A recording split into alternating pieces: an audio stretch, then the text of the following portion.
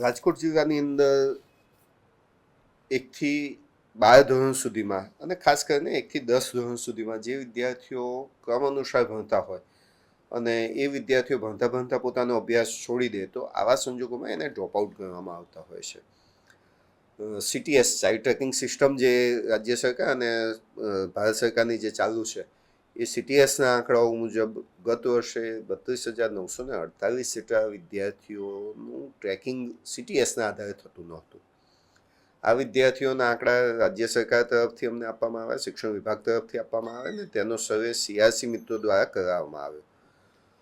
CRC અને શિક્ષક મિત્રો દ્વારા જ્યારે આનો સર્વે કરાવવામાં આવ્યો ત્યારે અમુક બાબતો જે ખૂબ સારી હતી તે પણ ધ્યાન ઉપર આવી અને ક્યાંક જે આપણે જાગૃત થવા જેવું હતું તે બાબતો પણ ધ્યાન ઉપર આવી છે. કેટલાક વિદ્યાર્થીઓ એવા હતા કે જે ઓલરેડી એની એ સ્કૂલમાં પોતાનો અભ્યાસ ચાલુ કરી દીધો હતો, તે બાળકો પણ એવા મળી આવ્યા છે.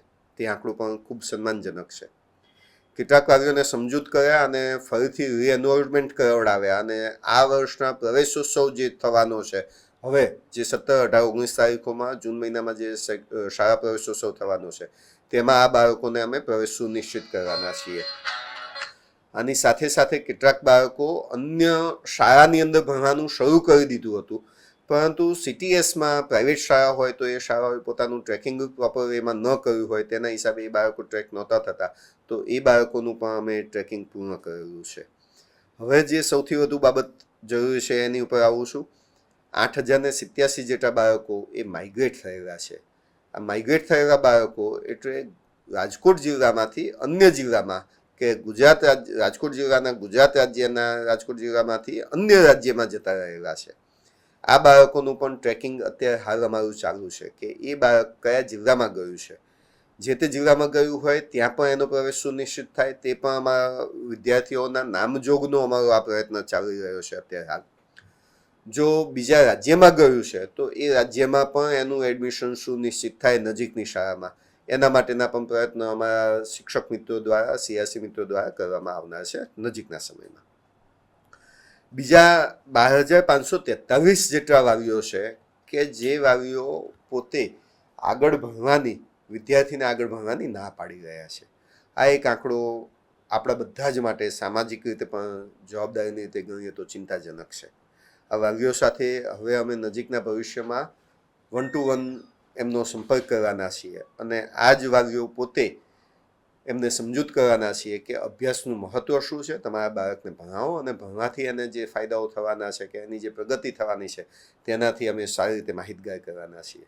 આ 12,543 વિદ્યાર્થીઓ કે જે રાજકોટમાં છે અને ભણવાની ના પાડી છે, એને જરૂર પડે જો શૈક્ષણિક રીતે એનું અભ્યાસ સારી રીતે ન થઈ શકતો હોય તો એને સ્કિલ ડેવલપમેન્ટમાં પણ એટલે કે ITIમાં કે ડિપ્લોમા કોર્સિસ કરવા માટે પણ અમે પ્રેરિત કરવાના છીએ. ક્યાંક બાળકને ઘરેથી શાળા દૂર હશે તો અમે જે ટ્રાન્સપોર્ટેશનની સુવિધા છે એનાથી માહિતગાર કરી અને ટ્રાન્સપોર્ટેશનનો લાભ લઈ અને બાળક શાળામાં એનો થાય તે માટેના પ્રયત્ન કરવાના છીએ. જરૂર પડે ST તંત્રને પણ અમે લખીશું કે ભાઈ આ ગામથી આ ગામ સુધી આવવા માટેની આટલા વાગ્યાની બસની સુવિધા ઉપલબ્ધ કરાવવાની જરૂર છે, તો એ પ્રકારની બસની સુવિધા ઉપલબ્ધ કરવા માટેનો પણ અમારો પ્રયત્ન હશે. અને જો ક્યાંક એવો પ્રશ્ન હોય કે બાળક સ્કૂલે પણ જઈ શકે એમ નથી, તો એવા સંજોગોમાં નેશનલ ઓપન સ્કૂલિંગ સિસ્ટમ અને Gujarat state open schooling system GSOS અને NIOS આની અંદર પણ બાળકને એનરોલમેન્ટ કરાવી અને બાળક પોતાનો અભ્યાસ કન્ટિન્યુ કરે તેવા પ્રયત્નો વાલીને સમજાવીને અમે કરવાના છીએ.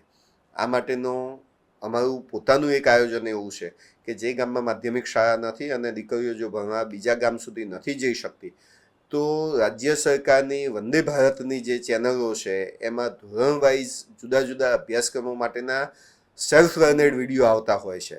તો પ્રાથમિક શાળામાં જે શાળામાં દીકરીએ 1 થી 8 ધોરણનો અભ્યાસક્રમ પૂરો કર્યો હોય એ જ શાળામાં બેસાડી અને આગળના ધોરણો માટેનું અભ્યાસ જે છે એ વંદે ભારતની ચેનલ ઉપરથી કરે અને 10મા ધોરણની પરીક્ષા જે છે કે 9મા ધોરણની જે પરીક્ષા છે એ GSOSમાં એટલે કે ગુજરાત સ્ટેટ ઓપન સ્કૂલિંગ સિસ્ટમના માધ્યમથી એ પોતાનું 10મા ધોરણનો અભ્યાસક્રમ પૂર્ણ કરે અને પછી પોતાનો બાળકીનો આગળનો અભ્યાસ આગળ વધારે તેવો પણ અમારો પ્રયત્ન રહેશે. 2,685 જેટલા બાળકો જે છે જે અનટ્રેક છે, જે બાળકોના વાલીઓના મોબાઈલ નંબર તે હાલ આપણને ઉપલબ્ધ થતા નથી અથવા તો એ મોબાઈલ નંબર બદલાઈ ગયેલો છે, આવી પણ ક્યાંક ક્યાંક માહિતી અમારા સુધી પહોંચેલી છે.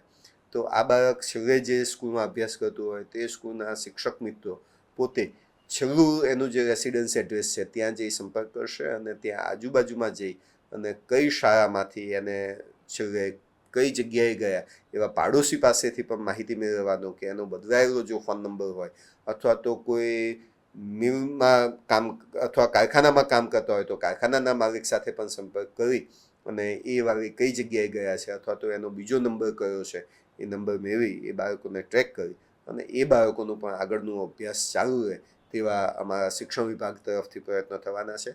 સમગ્ર રાજ્યમાં આ પ્રકારની કસરત ચાલુ છે. આ જ પ્રકારની કસરત રાજકોટ જિલ્લામાં પણ ચાલુ છે. આવનારા પ્રવેશોત્સવમાં આ બાળકોના એડમિશનો અમે સુનિશ્ચિત કરવાના છીએ અને નો સ્ટુડન્ટ લેફ્ટ બિહાઇન્ડ, એક પણ વિદ્યાર્થી પોતાનો અભ્યાસ અધૂરો ન છોડે તે માટેની રાજ્ય સરકારની જે આ આખી મુહિમ ઉપડેલી છે તેની અંદર રાજકોટ જિલ્લાનું આખું આ તંત્ર આવી રીતે કામ કરવાનું છે. નજીકના ભવિષ્યમાં આટલું કામ થઈ ગયેલું છે.